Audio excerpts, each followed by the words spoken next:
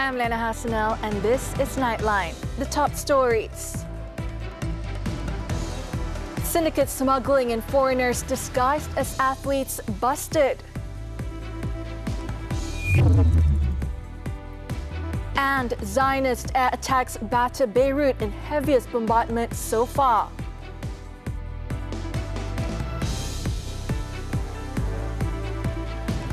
The headlining story.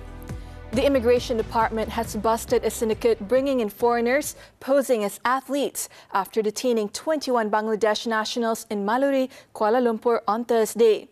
Its Director General, Datuk Zakaria Shaban, said 3 of those arrested in the 10:38 a.m. operation are believed to be running the syndicate.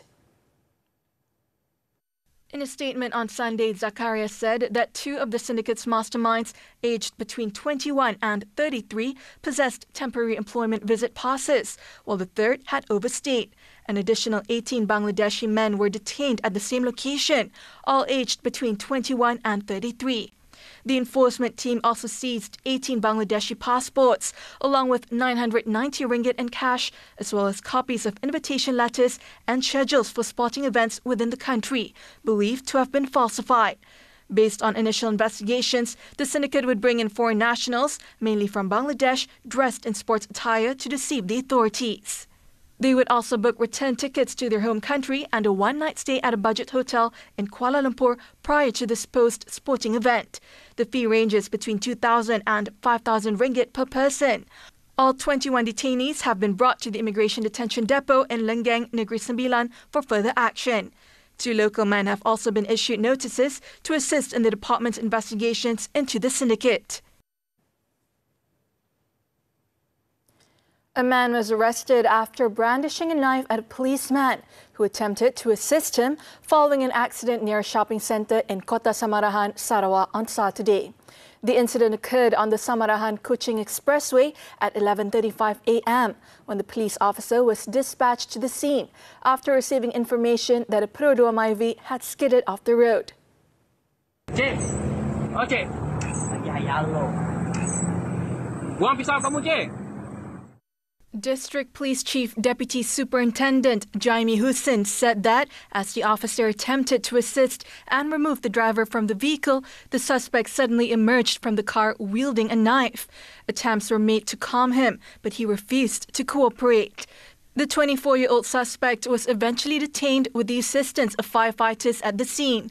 A vegetable knife used by the suspect was also seized.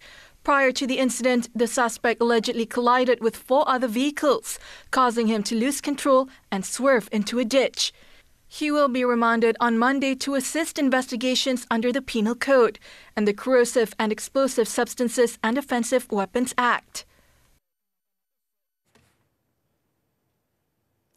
Police have arrested 8 people believed to have been involved in a gang robbery at a house in Pandamaran, Klang. The suspects were detained in a series of raids in Selangor and Negeri Sembilan. According to sources, the first arrest involved a 23-year-old shortly after the incident. Further investigations led to the arrest of another suspect in Klang, followed by additional raids in Negeri Sembilan, resulting in 6 more suspects being arrested. It is learned that several weapons used in the incident were also seized. Efforts to track down the remaining members of the group who are still at large are ongoing. Previously, it was reported that a family suffered losses of 600,000 ringgit after their home was broken into by a group of armed men in the early hours of Thursday. Based on investigations, between 10 and 12 suspects, believed to be locals, arrived in 2 vehicles and climbed the fence of the 3-story bungalow before entering the house. The suspects, who were wearing face masks, gloves, and armed with machetes, then tied up the 3 residents inside the house before ransacking the property. One of the 3 residents, a 37-year-old man, sustained shoulder injuries after being slashed by one of the robbers. During the 5 a.m. incident, one of the victims managed to call the police and a patrol car was sent to the scene. By then, the robbers had already fled. The economic empowerment agenda is implemented fairly without marginalizing any race in the country. Prime Minister Datuk Sri Anwar Ibrahim said that this included the implementation of economic empowerment programs for the Indian community. Anwar, who dismissed claims that the government has disregarded the Indian community after winning the last general election, stressed that the Madani government is committed to assisting the hardcore poor of all races in the country through its economic empowerment agenda. He said that, to be fair, the government also channeled allocations through the National Entrepreneurial Group Economic Fund, the Tekun Nasional, to all races. At the same time, Amanah Ikhtiar Malaysia AIM, which was previously 100% aimed at assisting Malays and Bumiputras, has also been expanded to include the Indian community. This initiative seeks to empower the underprivileged by offering training and business opportunities. He also emphasized that it is crucial for all requests regarding the interests of different races, be it in education or the economy, to be handled thoughtfully and not in an extreme manner. Kalau ada persatuan Tamil, persatuan India, persatuan Hindu, persatuan masyarakat, nak kemukakan dengan baik. Jangan terbawa dengan sentimen orang-orang yang melampau. Saya nak beritahu, kalau nak melampau, sekarang ini kita layan. Ada yang Melayu yang melampau sekarang. Ada Cina yang melampau, ada India yang melampau. Kita benarkan orang ini naik, hancur negara kita. Sebab itu, kita mesti ambil jalur tengah. Anwar said this when officiating the opening of Sekolah Jenis Kebangsaan Tamil Hiwud in Sungai Siput, Perak on Sunday. The school, built on a 2.4-hectare piece of land with 12 classrooms and costing 13.19 million ringgit, began operating on March 11th. At a separate program, Anwar criticized certain elite groups for their obsession with the English language, which has led them to underestimate the importance of Bahasa Melayu, the country's national language. The Prime Minister stated that the belief that success and intelligence can only be achieved through mastery of English is misguided. Saya tidak mewakili pendapat yang mau mengurangkan penekanan atau meremehkan kepentingan bahasa Inggeris. Tapi saya tidak mendukung satu sikap yang mempunyai satu fobia terhadap bahasa sendiri dan mengagungkan bahasa lain seolah-olah hidup kita dan kejayaan kita dan kepintaran kita hanya dengan penguasaan bahasa Inggeris. Saya ingin ingatkan elit yang terlalu taksub dengan bahasa Inggeris ini bahawa mereka itu hidupnya di Malaysia.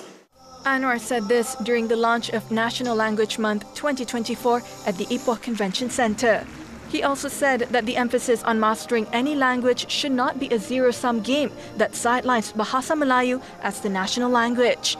He added that any focus within the education system on utilizing other languages, such as Chinese and Tamil, should not diminish the focus on Bahasa Melayu. Anwar, who is also Finance Minister, said that similar emphasis should be applied in the private sector.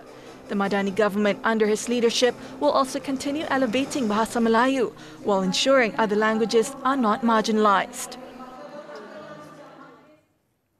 The Cabinet has agreed to restructure the Malaysian Cocoa Board to include coconuts.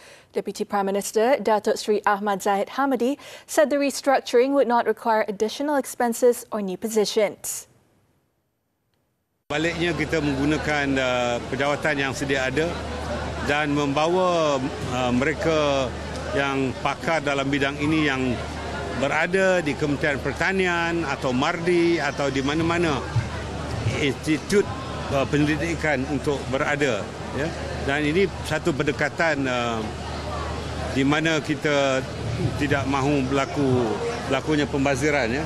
Baliknya menggunakan resources yang ada untuk kita memanfaatkan kelapa. He said this to reporters after the closing ceremony of the Malaysia Madani Unisel Depani Open Day Tour and Kelapa Fest Bagan Datuk 2024 at Dataran Waterfront Bagan Datuk in Perak on Sunday.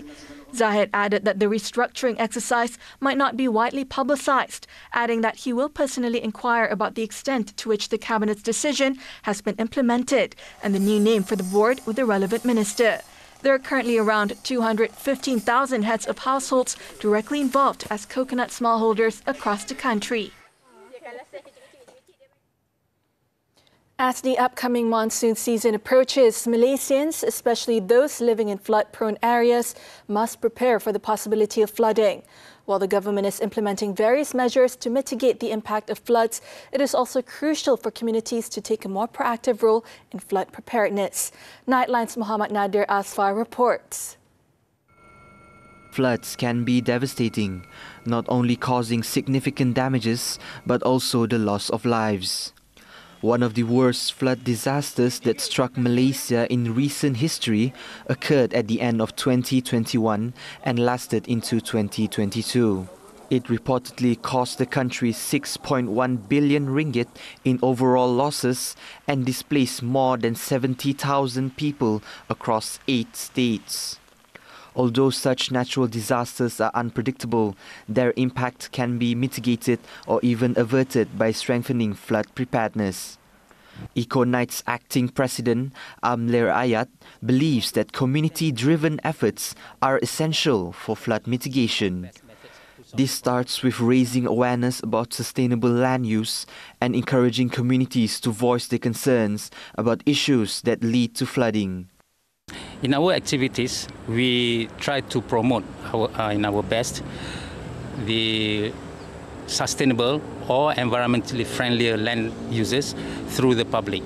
We hope that once the public understands these issues, then they'll be able to work together with the government and other agencies to help each other to use the land sustainably. Echoing this view, National Disaster Management Association Malaysia, Nadim President Roslan Abdul Ghani stated that communities can be involved in flood mitigation initiatives by collaborating with local authorities and actively preparing to deal with potential flooding.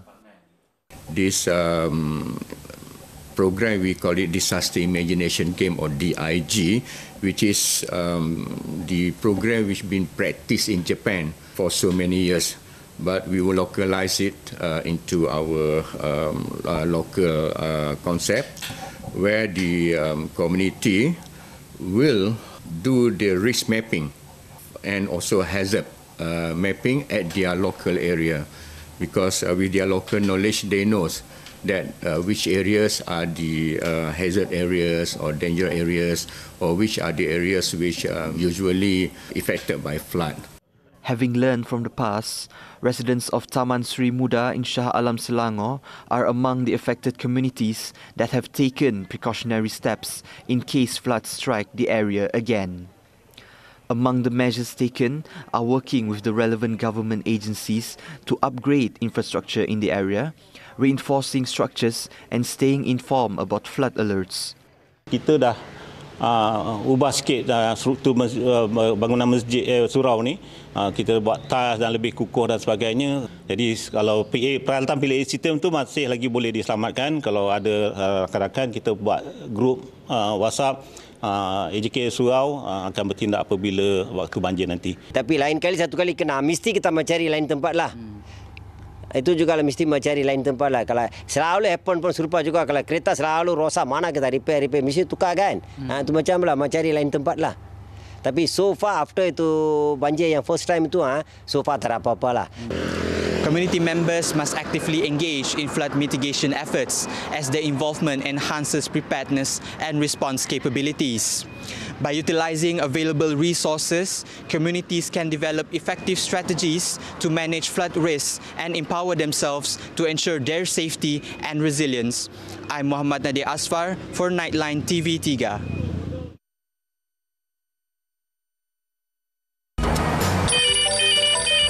Hello, apa khabar? Tengok buat apa tu? Hey, dah ready ke untuk generasi showdown? Geng Boomers dah lama ready. Alah, tanya Kak Gen Y. We are ready when you are ready. Cakap apa ni? Kita ni Gen Z tau. Mestilah kita orang terpaling ready. Dah lah, mana nak buat live ni. Jumpa nanti. Generasi showdown. Gen yang real. Menarik di MHI sepanjang minggu. Kadar kemalangan melibatkan kenderaan berat semakin meningkat. Di mana silapnya? Jawab. Itulah seronok sangat menyanyi. Suara dan peti suara pun kena jaga tau. Awak jangan main-main. Saya bawa pengawal peribadi saya baru awak tahu. Tapi zaman sekarang ni penting ke ada pengawal peribadi? Dan Khamis, wajarkah subsidi pendidikan untuk anak golongan kaya dihentikan? Jagaan Belanjawan 2025 dalam soal wang.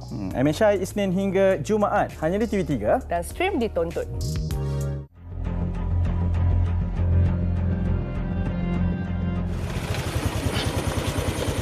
Seorang wanita dan adik lelaki dihadapkan ke Mahkamah Magistrate Kajang atas pertuduhan bersama membunuh suaminya yang buta demi harta. Suspek utama telah ambil setupul tu, pukul dia dekat kepala. Rasa fikir baliklah benda ayah semua buat untuk dia, tapi dia boleh buat pula macam ni dekat ayah.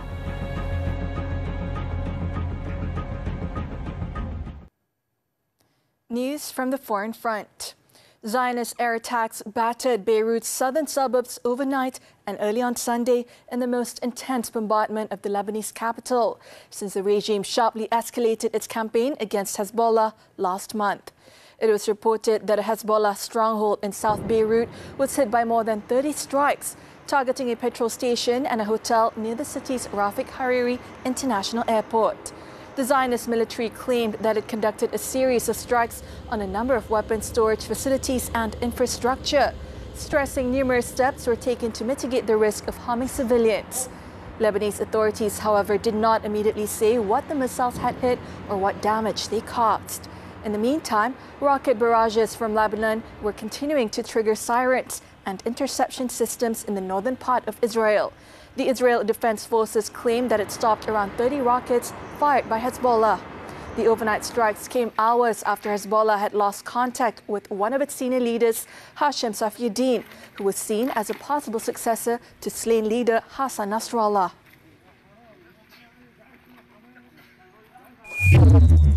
Meanwhile, at least 26 Palestinians have been killed after Zionist forces attacked a mosque and a school sheltering displaced people in central Gaza's Deir el-Balah. Dozens of people were also injured in strikes that hit the Ibn al-Rashid school and Al-Aqsa Martyrs Mosque. The Zionist military claimed, without providing evidence, that the mosque and school were being used by the Palestinian group Hamas as command and control centers. The regime had also issued more evacuation orders for large swaths of northern Gaza, ordering residents to flee to the already overcrowded humanitarian zone in Al-Mawasi. In India, 7 people from the same family, including 3 children, were killed after a fire broke out in a double-story shop-cum-residential structure in Mumbai's Chembur on Sunday. According to officials, the fire occurred at 5:20 a.m. local time after the electric wiring and installations in the shop on the ground floor caught fire and spread to the upper floor. Fire engines and other assistants then rushed to the spot, and the blaze was doused by 9:15 a.m. local time. The victims were taken to the Rajawadi hospital, but all 7 were declared dead upon arrival. The cause of the blaze is still unknown, and an investigation is underway.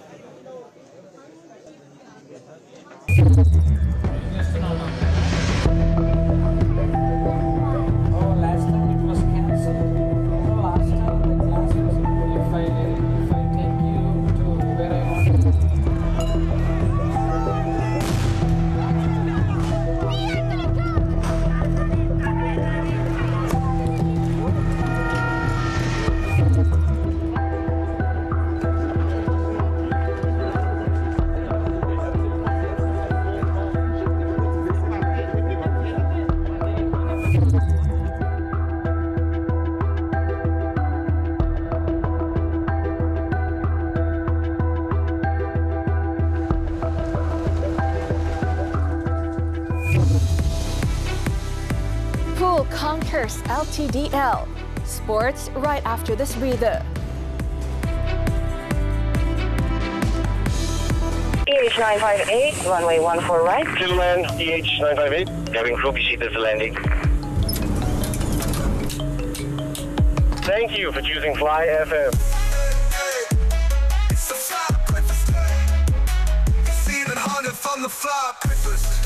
Hey, Mat. Kita dah lambat ni, Mat. Hey, you need to speak English now. Hey, bro, we're late, bro. Hey, it's okay, let's go. It's Ian and Hanif on the fly breakfast. Saya ingin meneruskan legasi ayah saya sendiri, nak meramaikan lagi kaum wanita untuk aktiviti manapun ini. Untuk persediaan Kelayakan Asia dan juga Piala Dunia pada tahun hadapan, dia akan berada dalam pasukan utama untuk dilatih dan dipilih mewakili negara. SEA Games kali ini kita kena pergi untuk bagi exposure kepada Zara sendiri untuk game-game international yang akan datang. Zara the youngest, Zara nervous sebab Zara nak lawan semua besar-besar kan.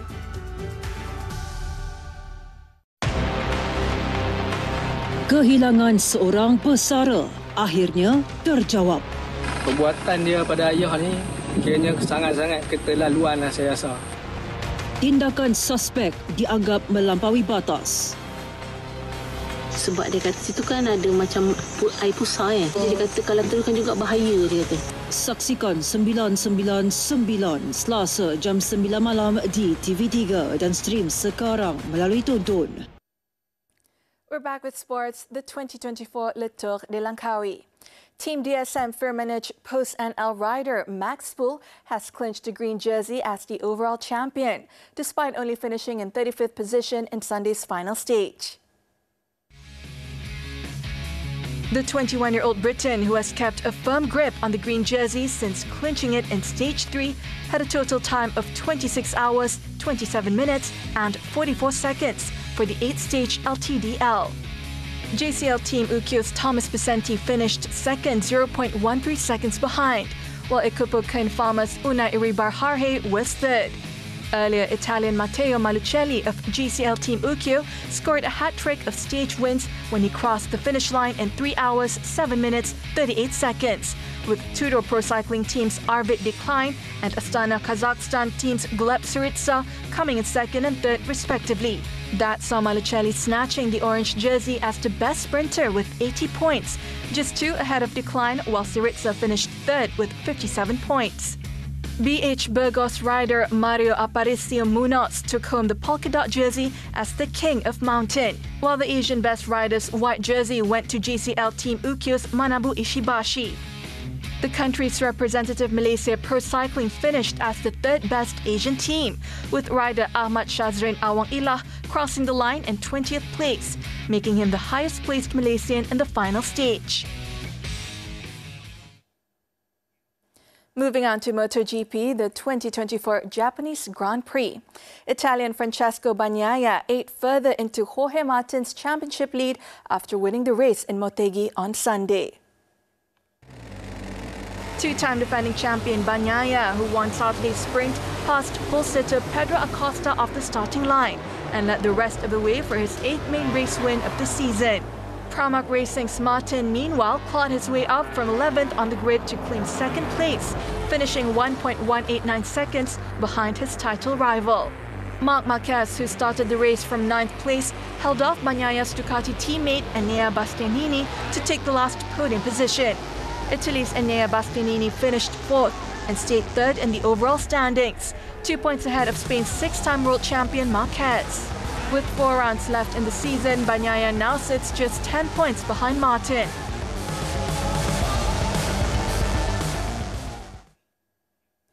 On to football, the German Bundesliga. Defending champions Bayer Leverkusen squandered their early lead to settle for a 2-2 draw against Holstein Kiel. Victor Boniface slotted the ball home after 4 minutes to put the hosts in front with his 4th league goal of the campaign. Leverkusen struck again before promoted Kiel had any time to recover, this time with Jonas Hoffmann's low drive to carve out a 2-goal cushion following a mistake by Kiel goalkeeper Timon Weiner. Kiel grabbed their first goal on the stroke of half-time thanks to Max Gashwell's header at the far post. Leverkusen pushed hard to seal the win, but it was Kiel who salvaged a point through Fiete Arp's 69th minute penalty. With the 2-2 result, Leverkusen are now 5th in the standings on 11 points.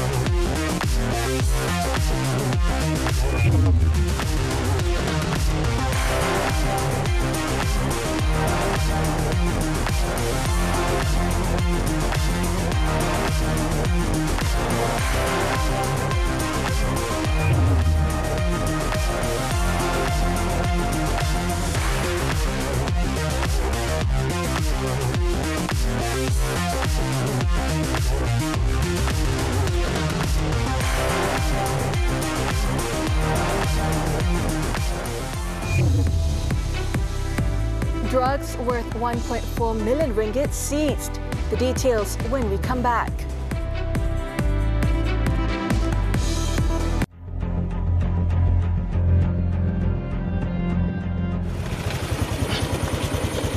Seorang wanita dan adik lelaki dihadapkan ke Mahkamah Magistrate Kajang atas pertuduhan bersama membunuh suaminya yang buta demi harta. Suspek utama telah ambil setupul tu, pukul dia dekat kepala. Rasa fikir baliklah benda ayah semua buat untuk dia, tapi dia boleh buat pula macam ni dekat ayah.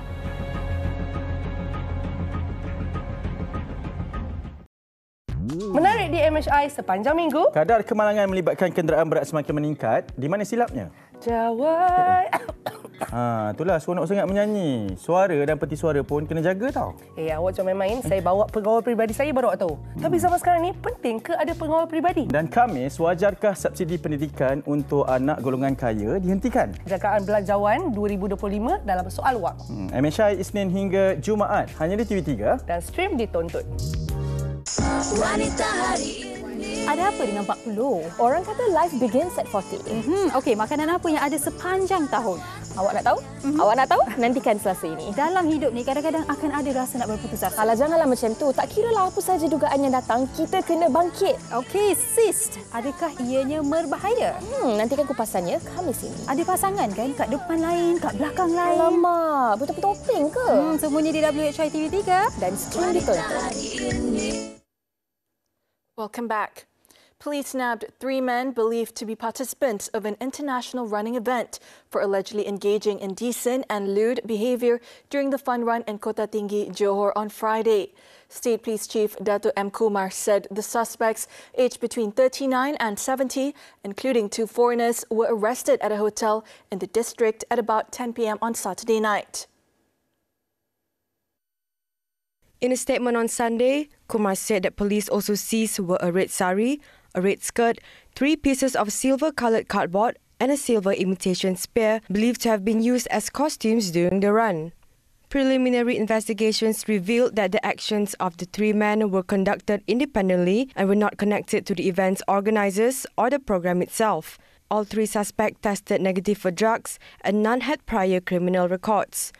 The case is being investigated under the Minor Offences Act for insulting behaviour and the Penal Code for public indecency. Earlier, footage and pictures of the runners, including men dressed in women's clothing and one wearing an outfit that left his back exposed, sparked public outrage on social media. On Saturday, Johor Menteri Besar Dato' Onn Hafiz Ghazi clarified in a statement that the event was not organised or endorsed by the state government, stressing that no approval was given for events that disregard Islamic sensitivities.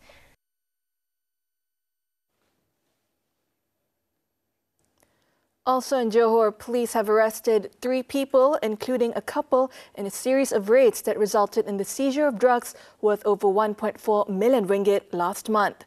Johor Bahru Selatan District Police Chief Assistant Commissioner Raub Slamat stated that the trio, aged between 26 and 35, were detained in the state capital on September 28th. According to Raub, the 3 suspects are believed to be members of a syndicate which had been active since August. Based on initial investigations, the syndicate had used apartments and double-storey houses to package and store the drugs before distributing them locally. The drugs were packaged in instant drink packets and sold for between 200 and 300 ringgit each. The seizures included 8.6 kilograms of ecstasy powder, 164 grams of ketamine, Aramin 5 pills, and 5 grams of shabu. The haul is estimated to have been sufficient to supply 9,560 drug users. In addition to the drugs, police also seized 385 ringgit cash, jewellery, digital weighing scales, a blender, and a house key. Efforts are ongoing to track down other members of the syndicate. The suspects have been remanded until October 11th to facilitate investigations under the Dangerous Drugs Act.